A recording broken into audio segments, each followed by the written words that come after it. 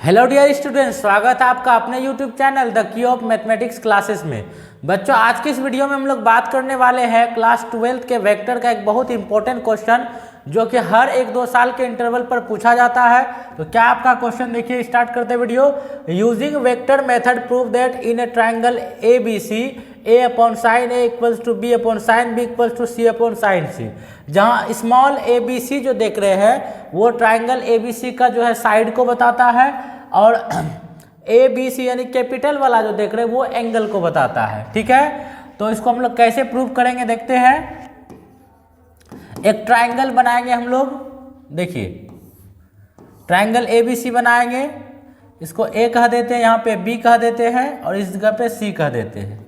ठीक है, अब क्या करेंगे, तीनों भुजा को आगे की ओर एक्सटेंड करेंगे। देखिए, इस तरह से कर दिए, इसको आगे कर दिए, इसको इधर आगे कर दिए। ठीक है, अब गौर से देखिए कि यदि हम लोग मान करके चले कि ए से जो है कोई मूविंग पार्टिकल स्टार्ट हुआ है और मूव कर रहा है ए से बी की दिशा में, है ना ये। ठीक है, तो ये भी क्या हो जाएगा, आपका वेक्टर ए ही हो जाएगा। फिर यहाँ से इस डायरेक्शन में ये बी है। ठीक है, एक काम कीजिए तो चूंकि यहाँ सी है तो सी का सामने वाली जो भुजा होगी वो सी होगा।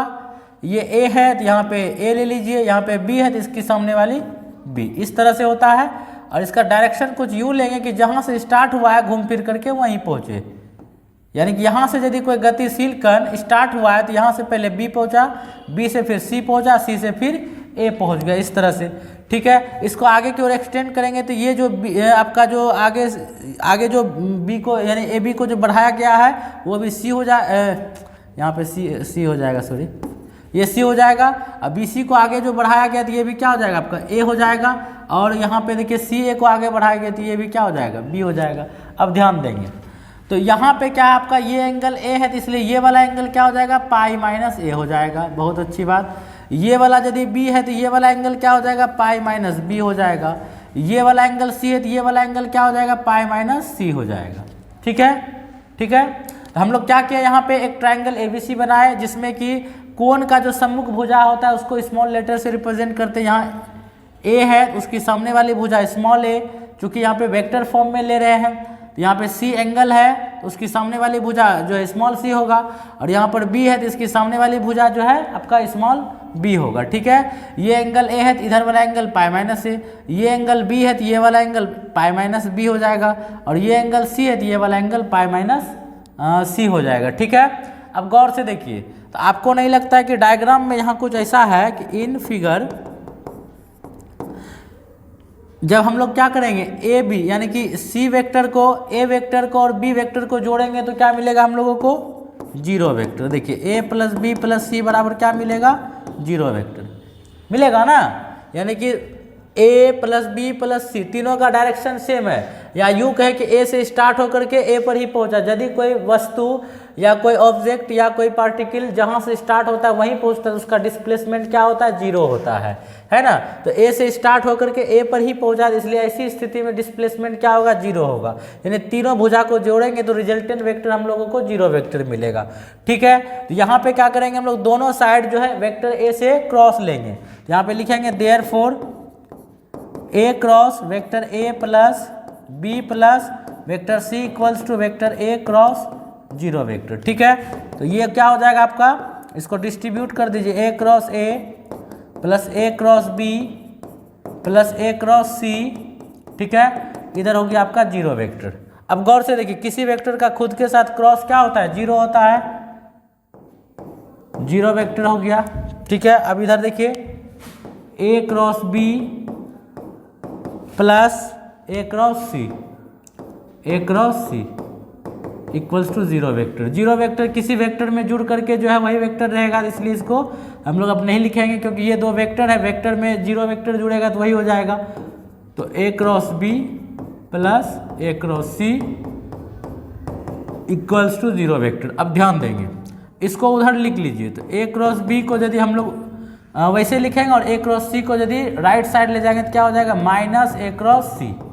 ठीक है, तो A cross B equals to minus A cross C को हम लोग क्या लिखेंगे, सी क्रॉस ए। याद रखिएगा, ए cross C minus A cross C को लिखेंगे सी क्रॉस ए। है ना, सी क्रॉस ए लिखेंगे, ये चीज़ है। क्योंकि यहाँ पे देखिए ए क्रॉस बी का जो नेगेटिव वेक्टर होता है वो होता है आपका, वो होता है बी क्रॉस ए। ध्यान दीजिए, ए क्रॉस बी का negative vector b cross a होता है, इसलिए बी क्रॉस ए को हम लोग क्या लिखेंगे, माइनस ए क्रॉस बी। ठीक है, ए क्रॉस बी को लिखना रहेगा तो माइनस बी क्रॉस ए लिखेंगे, और बी क्रॉस ए को लिखना रहेगा तो लिखेंगे माइनस ए क्रॉस बी। ये है, ठीक है, नेगेटिव वेक्टर का कंडीशन है। चलिए आगे बढ़ते हैं, अब क्या करेंगे आगे, इसको बोल देते हैं इक्वेशन फर्स्ट। ठीक है, अच्छा इसको इक्वेशन ए बोल दीजिए। हम लोग क्या किए हैं, इक्वेशन ए में एक बार वेक्टर ए से दोनों तरफ क्रॉस लिया, अब बी से ले लेंगे, तो यहाँ पे लिखेंगे now taking cross product of equation A on both sides with vector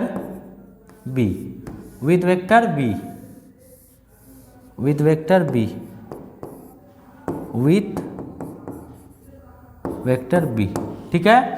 तो इक्वेशन 1 का दोनों तरफ हम लोग क्या लेंगे, वेक्टर b से क्रॉस लेंगे। चलिए यहाँ देखिए, तो क्या मिलेगा यहाँ पे, b cross vector a plus b plus c equals to b cross 0 vector. चलिए अब यहाँ से डिस्ट्रीब्यूट कर दीजिए, तो हो जाएगा b cross a plus b cross b plus b cross c, ये हो जाएगा, इधर हो जाएगा 0 वेक्टर। तो सेम यहाँ पे b क्रॉस b क्या हो जाएगा आपको, 0 वेक्टर हो जाएगा, तो इधर मिलेगा आपको b क्रॉस a प्लस, इसको नहीं लिखेंगे क्योंकि ये 0 वेक्टर हो जाएगा, तो यहाँ पे plus b cross c equals to 0 vector. अच्छा b क्रॉस c इधर रहने दीजिए, ई पार्टी को उठा करके b क्रॉस c को रहने देंगे, और b क्रॉस a को राइट साइड लेकर जाएंगे, तो क्या हो जाएगा माइनस b क्रॉस a। ठीक है, ध्यान देंगे, माइनस b क्रॉस a को क्या लिखेंगे, a क्रॉस b। अभी जस्ट बताए थे a क्रॉस b का negative vector b cross a होता है, इसलिए आगे माइनस रहेगा, तो उसके लिए ये लिखेंगे। इसको बोल देते हैं इक्वेशन 2। आप इक्वेशन 1 और 2 को रिलेट कीजिए, देखिए क्या मिलता है आपको, यहाँ पे a क्रॉस b बराबर c क्रॉस a है, और यहाँ वही a cross b cross c के बराबर है। हम लोगों को क्या मिला, from equation 1 and 2 we get, क्या मिला इक्वेशन 1 2 से, a क्रॉस b बराबर b क्रॉस c बराबर c क्रॉस a, ये मिला। ठीक है, अच्छा अब ध्यान दीजिए, माइनस क्या है, c है, तो एक काम कीजिए, तो इतना बराबर हुआ तो तीनों का मैग्नीट्यूड ले लीजिए, तो यानी a क्रॉस b, पहले मैग्नीट्यूड ले लीजिए, b क्रॉस c बराबर c क्रॉस a, ले सकते हैं दोनों तरफ मैग्नीट्यूड। अब देखिए इसके लिए क्या लिखेंगे, a b साइन, देखिए आपका a और b के बीच का एंगल, a और b के बीच का एंगल, तो वेक्टर a और b के बीच का एंगल पाई माइनस c है, तो यहाँ पे लिखेंगे पाई माइनस c। ठीक है, उसी तरह से यहाँ लिखेंगे B C sine pi minus a, यहाँ पे लिखेंगे C A sine pi minus b। ठीक है, अच्छा तो यहाँ पे हो गया sine A B sine pi minus theta sine A theta, sine C जो है यहाँ पे हो जाएगा आपको B C sine A C A sine B. ठीक है, और जब इसमें हम लोग क्या करेंगे, तीनों में ए बी सी से भाग देंगे, ए बी सी से भाग देंगे, क्या मिलेगा देखिए, ए बी सी से भाग देंगे। बहुत इंपॉर्टेंट क्वेश्चन है, बी सी खत्म, सी ए खत्म, तो बचा आपको क्या यहाँ पे, तो बच्चों मिला यहाँ पे साइन ए बटे ए, साइन बी बटे बी, साइन सी बटे सी। आप इसी को क्या कर सकते हैं, उल्टा करके लिख सकते हैं, आपको रिजल्ट आ जाएगा। बहुत इंपॉर्टेंट क्वेश्चन है, 2-3 साल का इंटरवल पर पूछता है, वेक्टर से 5 नंबर में पूछेगा लॉन्ग कैटेगरी में। आप लोग वीडियो को रोक रोक करके इसके जो है एक एक लाइन पढ़ने का कोशिश कीजिए, है ना, और जहाँ पर यदि दिक्कत होता है तो कमेंट जरूर करें।